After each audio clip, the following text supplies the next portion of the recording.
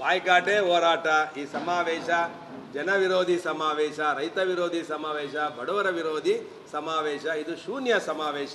ಸರ್ಕಾರ ದಿವಾಳಿಯಾಗಿದೆ. ಸರ್ಕಾರದ ಸಮಾವೇಶ ಮಾಡೋಕ್ಕೆ ದುಡ್ಡಿಲ್ಲ. ಅಂತಲ್ಲಿ ಸಮಾವೇಶ ಯಾವ ಸುಖಾರ್ಥಕ್ಕೆ ಮಾಡ್ತಿದ್ದಾರೆ ಅನ್ನೋದನ್ನು ಮುಖ್ಯಮಂತ್ರಿಗಳು ನಾಳೆ ಭಾಷಣದಲ್ಲಿ ಹೇಳಬೇಕು.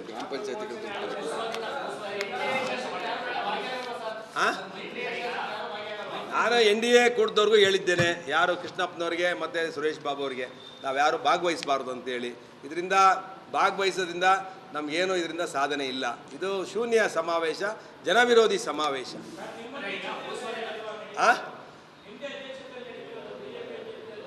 ನಮ್ಮ ದೇಶದ ಮುಖ್ಯಮಂತ್ರಿ ಅಧ್ಯಕ್ಷತೆಯಲ್ಲಿ ನಡೀತು. ಅದು ಫೋಟೋ ಕಾಲಲ್ಲಿ ಹಾಕೊಂಡಿದ್ದಾರಪ್ಪ. ನಾವು ಅವತ್ತೇ ಹೇಳಿದ್ದೇವೆ, ನಾವು ಯಾರು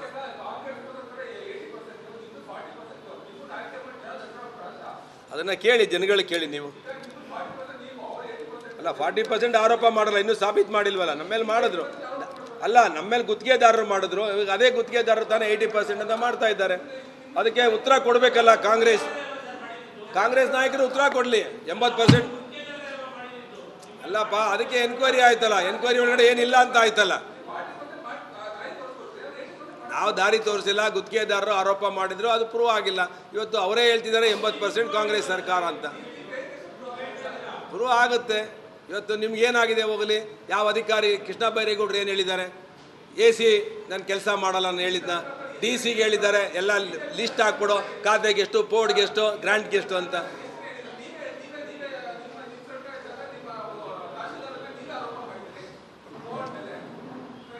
ಅಲ್ಲ, ಒಂದು ನಾನು ಸೋತಿದ್ದಂಥ ಸಂದರ್ಭದಲ್ಲಿ ನಾವು ತಪ್ಪುಗಳನ್ನು ಎತ್ತಿಡಿಯುವಂಥ ಕೆಲಸ ನಾವು ಮಾಡಬೇಕು.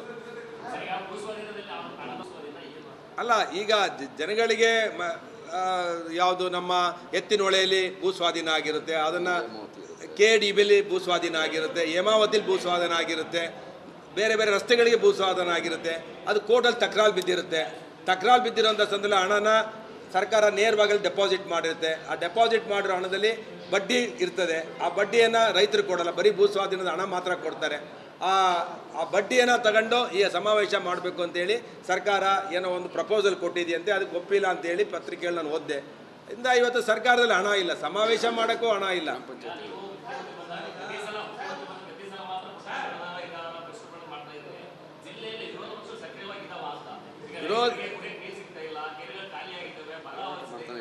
ಅಲ್ಲ, ಮೊನ್ನೆ ನಾವು ಹೇಳಿದ್ದು KDP ನಮ್ಮ ದಿಶಾ ಮೀಟಿಂಗಲ್ಲಿ ಹೇಳಿದ್ದು, ನಾವು ಸ್ಪಷ್ಟವಾಗಿ ಹೇಳಿದ್ದು, ಸುಮಾರು 50 ಹಳ್ಳಿಗಳಲ್ಲಿ ಕುಡಿಯೋ ನೀರಿಲ್ಲ.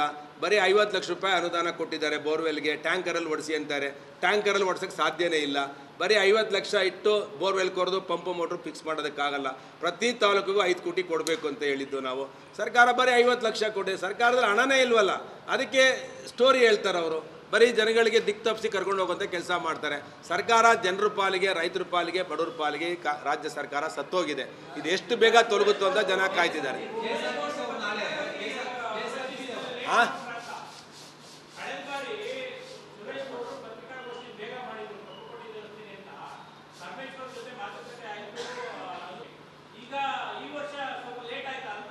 ಲೇಟ್ ಏನಿಲ್ಲ. ಈ ಸರ್ಕಾರ ನೋಡ್ರಿ, ನೀವು ಪ್ರತಿಭಟನೆ ಮಾಡಿ, ನೀವು ಕಬ್ಬು ಬಟ್ಟೆ ಮಾನ ಮರ್ಯಾದೆ ಏನೂ ಇಲ್ಲ ಈ ಸರ್ಕಾರಕ್ಕೆ.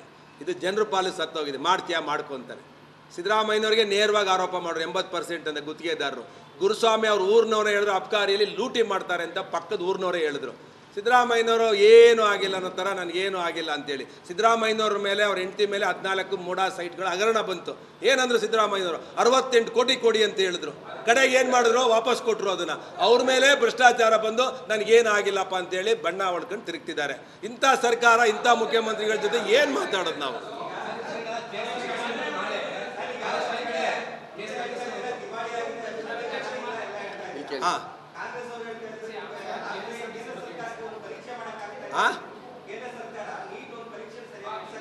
ನೋಡ್ರಿ, ಅಲ್ಲ, ನೀಟಲ್ಲಿ ನೋಡಿ, ಇದು ದೇಶದ ವಿಷಯ.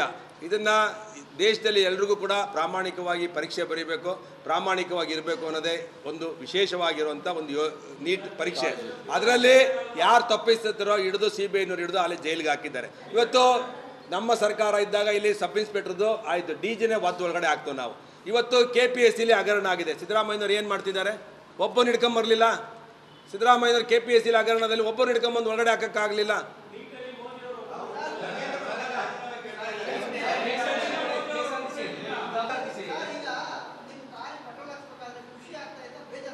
ನಾನು ಹೇಳಿದ್ನಲ್ಲ, ಇಡೀ ವಿಶ್ವದಲ್ಲೇ ಅಮೇರಿಕಾ 54% ಶೇಕಡ ರೈಸ್ ಮಾಡಿದ್ದಾರೆ. UAE ಅಲ್ರಿ, ಅದಕ್ಕೆ ಮೋದಿಯವರು ಅದಕ್ಕೆ ಕರೆ ಕೊಟ್ಟಿದ್ದಾರೆ, ಪಬ್ಲಿಕ್ ವೆಹಿಕಲ್ನ ಯೂಸ್ ಮಾಡಿ, ಆದಷ್ಟು ನಿಮ್ಮ ಸ್ವಂತ ವೆಹಿಕಲನ್ನು ಎಸ್ಕಾರ್ಟ್ಗಳನ್ನು ಕಡಿಮೆ ಮಾಡಿ, ಎಲೆಕ್ಟ್ರಿಕಲ್ ವೆಹಿಕಲ್ಗಳನ್ನು ಯೂಸ್ ಮಾಡಿ, ಪಬ್ಲಿಕ್ ಟ್ರಾನ್ಸ್ಪೋರ್ಟ್ ಯೂಸ್ ಮಾಡಿ ಅಂತ ಹೇಳಿದ್ದಾರೆ. ಆದರೆ ಇಡೀ ದೇಶದಲ್ಲಿ, ಇಡೀ ಪ್ರಪಂಚವನ್ನು ನೋಡಿದಾಗ ಭಾರತ ದೇಶ ಬರೀ 3% ಏರಿಸಿ ಮೋದಿಯವರು ಮೇಲ್ಪಂಕ್ತಿಯಾಗಿ ಕೊಟ್ಟಿದ್ದಾರೆ. ಅದಕ್ಕೆ ಇಡೀ ದೇಶದ ಜನ ಅದನ್ನು ಸ್ವೀಕಾರ ಮಾಡಬೇಕು ಅಂತೇಳಿ ನಾನು ಆಗ್ರಹ ಮಾಡ್ತೇನೆ. ಏನು ಹೇಳಿ?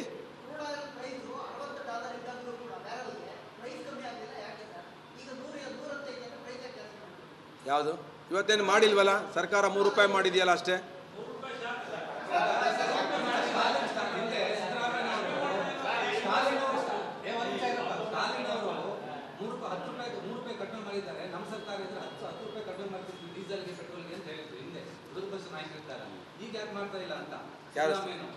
ಸಿದ್ದರಾಮಯ್ಯನವರಿಗೆ ಸರ್ಕಾರದಲ್ಲಿ ದಿವಾಳಿ ಆಗಿದೆ, ಸಂಬಳ ಕೊಡೋಕ್ಕೂ ದುಡ್ಡಿಲ್ಲ, ಫ್ರೀ ಭಾಗ್ಯದಲ್ಲೇ ಗುಂಗಲಿದ್ದಾರೆ ಅವರು. ಫ್ರೀ ಭಾಗ್ಯಕ್ಕೆ ದುಡ್ಡಿಲ್ಲ ಅವರು.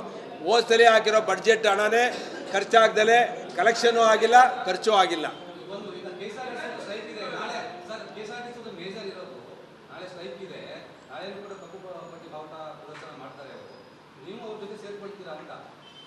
ಇದು ನೋಡಿ, KSRTC ನಾನು ಪಬ್ಲಿಕ್ ಅಕೌಂಟ್ಸ್ ಕಮಿಟಿಲಿ ಸದಸ್ಯ ಆಗಿದ್ದೇನೆ. ಅಲ್ಲಿ ಪ್ರತಿದಿನಕ್ಕೆ KSRTC ಬಸ್ಸಿಗೆ ಲಾಸ್ ಎಷ್ಟಪ್ಪ ಅಂದರೆ ₹6 ಕೋಟಿ. ಪ್ರತಿದಿನ ₹6 ಕೋಟಿ ಲಾಸ್.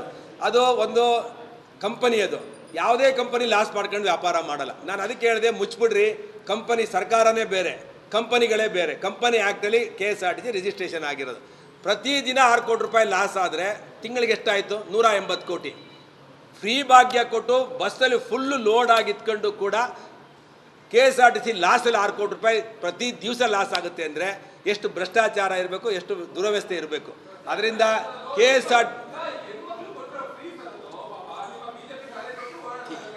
ಕೇಳ್ರಿ, ಫ್ರೀ ಭಾಗ್ಯ ಕೊಡೋದಕ್ಕೆ ತಕರಾರಿಲ್ಲ.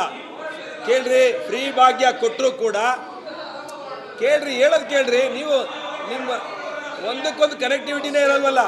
ಅಲ್ರಿ ಫ್ರೀ ಭಾಗ್ಯ, ನಾನು ಹೇಳೋದು ಕೇಳ್ರಿ. ಫ್ರೀ ಭಾಗ್ಯ ಕೊಟ್ಟ ಮೇಲೆ KSRTC ಲಾಭದಾಯಕವಾಗಿ ನಡಿಬೇಕಾಯ್ತಲ್ಲ. ಫುಲ್ ರಶ್ ಇದೆಯಲ್ಲ, ಫುಲ್ಲು ಲೋಡೆಡ್ ಇದೆಯಲ್ಲ, ಯಾಕೆ ಲಾಸ್ ಆಗ್ತಿದೆ? ಯಾಕೆ ಅವ್ರನ್ನ ಎಂಪ್ಲಾಯೀಸ್ಗಳಿಗೆ ಸೆಟ್ಲ್ಮೆಂಟ್ ಮಾಡೋಕ್ಕಾಗ್ತಿಲ್ಲ? ಇದು ಪ್ರಶ್ನೆ ಅವ್ರಿಗೆ, KSRTC ಅವರಿಗೆ. ಸರ್ಕಾರ ಕೊಡಬೇಕಲ್ಲ. ಹೆಚ್ಚಿನ ವಿಡಿಯೋಗಳಿಗೆ ಪ್ರತಿಧ್ವನಿ ಯೂಟ್ಯೂಬ್ ಚಾನೆಲ್ ಸಬ್ಸ್ಕ್ರೈಬ್ ಮಾಡಿ, ಬೆಲ್ ಐಕಾನ್ ಕ್ಲಿಕ್ ಮಾಡಿ.